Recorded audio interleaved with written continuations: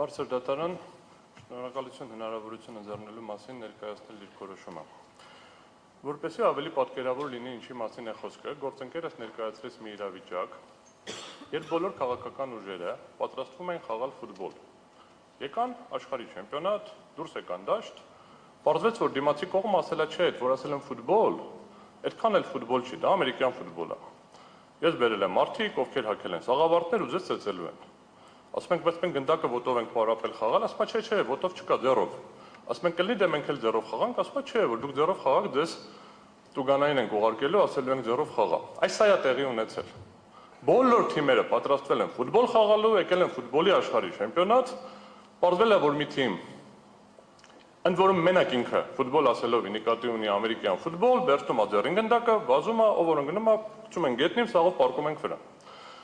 Հենց որ նման, ասում ենք լավ, կլի մենք էլ էլի ուժեղ տղաներ ունենք, իրանք էլ կան ֆուտբոլ խաղան ձեր նման, ասում է չէ, դուք չեք կարող խաղալ։ Այս սա է տեղի ունեցել։ Հիմա երկրորդ օրինակը բերեմ։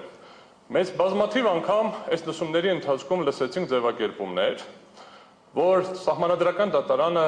քննել է նման գործեր։ Սա առաջին գործն է։ Հայաստանի Հանրապետության պատմության ընթացքում նման գործ չի եղել։ Միշտ պատմականորեն կարակ բացեք նայեք, խաղարկվել է աշխարհի չեմպիոնի կուբկը, հա, այսպես ասած, գավաթը, միշտ գավաթի խաղարկություն է վիճարկվել այստեղ։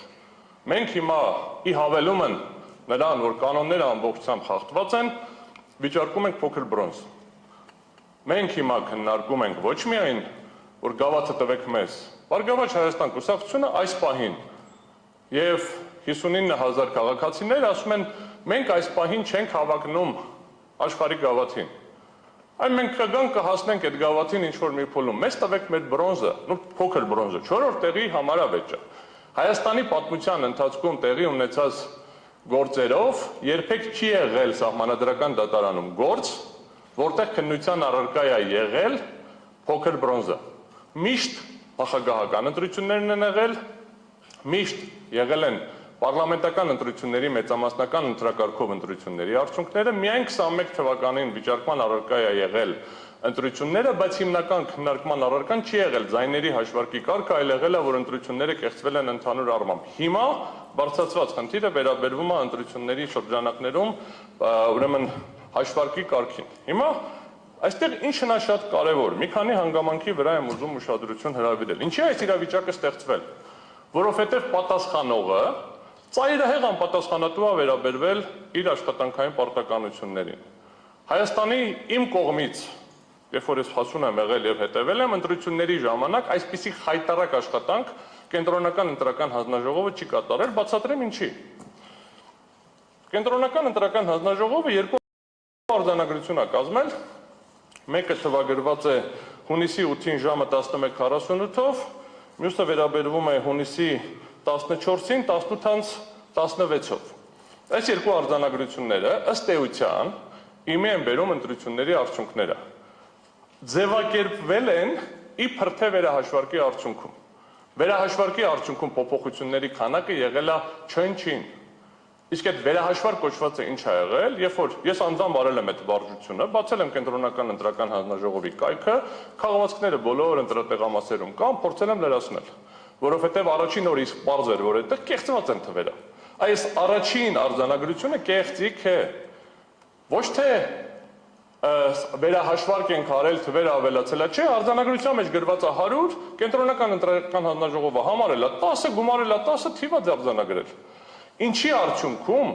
առաջին արձանագրության կեղծիքի պատճառով Բարգավաճ Հայաստան կուսակցությունը առաջին արձանագրության թվերով չի հաղթահարել 4%-ը։ Այնինչ թվերը ճիշտ արձանագրելու դեպքում, թվերը ոչ թե վերահաշվար կամ ինչ, ուղղակի են արձանագրության թվերը գումարելու դեպքում պարզ էր դառնում, որ Բարգավաճ Հայաստան կուսակցությունը 130 գումարած թվի քանակով ավել էր հավաքել 4%-ի շեմից։ Ինչի է դա արվել, հիմա կներկայացնեմ շուտով, որից հետո մենք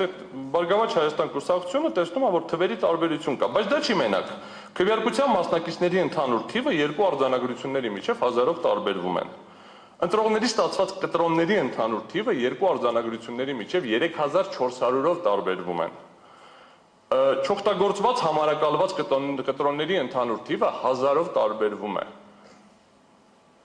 Չօգտագործված ինքնասոսնձվող դրոշմանիշների ընդհանուր թիվը 1000-ով տարբերվում է։ Եվ ամենատաղանդավորը,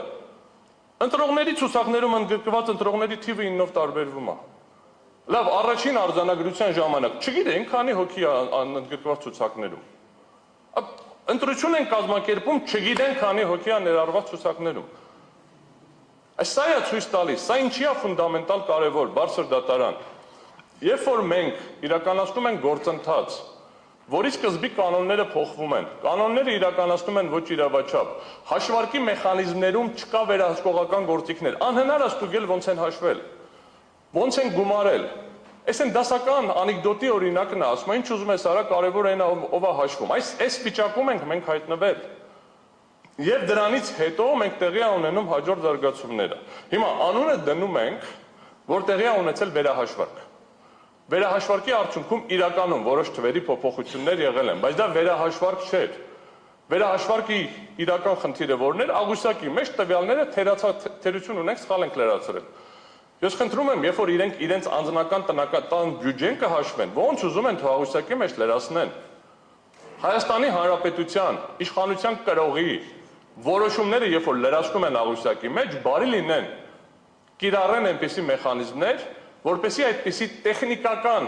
իսկ իրականում ես ասում եմ հանցավոր թերություններ հանդես չգան։ Նորից եմ կրկնում, ոչ թե ծրարը լավ չեն գցել, լավ են գցել, այդ բոլորը ներկայացրեցինք ոնց են ազդել։ Լավ է, դրանից հետո են քաղաքացիները, որ եկել ծրարը գցել են,